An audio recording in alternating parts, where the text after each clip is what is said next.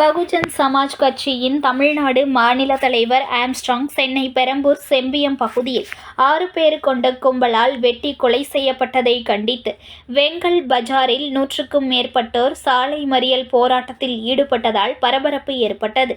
சென்னை பெரம்பூர் செம்பியம் பகுதியில் பகுஜன் சமாஜ் கட்சி தலைவர் ஆம்ஸ்ட்ராங் தன் வீட்டின் பகுதியில் நின்று கொண்டிருந்தார்.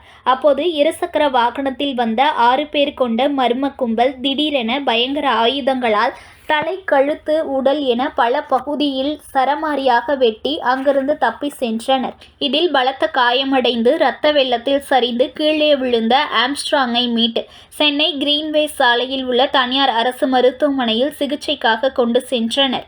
அங்கு சிகிச்சை பலனின்றி தமிழ்நாடு பகுஜன் சமாஜ் கட்சி தலைவர் ஆம்ஸ்ட்ராங் உயிரிழந்தார். அங்கிருந்து அவரது உடலை பிரேத பரிசோதனைக்காக சென்னை ராஜீவ்காந்தி அரசு மருத்துவமனையில் அனுமதிக்கப்பட்டது. ஆங்காங்கே சாலை மறியல் போராட்டத்தில் ஈடுபட்டு குற்றவாளிகளை உடனடியாக கைது செய்ய வேண்டும் என கோரிக்கை வைத்து வருகின்றனர். இதன் ஒரு பகுதியாக திருவள்ளூர் மாவட்டம் வெங்கல் பஜார் பகுதியில் 100க்கும் மேற்பட்டோர் கண்டனம் தெரிவித்து சாலை மறியல் போராட்டத்தில் ஈடுபட்டனர்.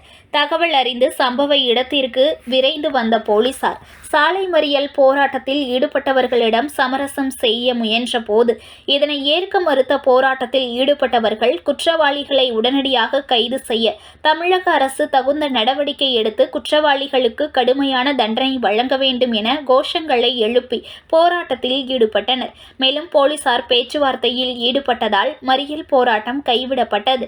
இந்த போராட்டத்தால் திருவள்ளூர் பெரியபாளையம் இடையே போக்குவரத்து கடுமையாக பாதிக்கப்பட்டது.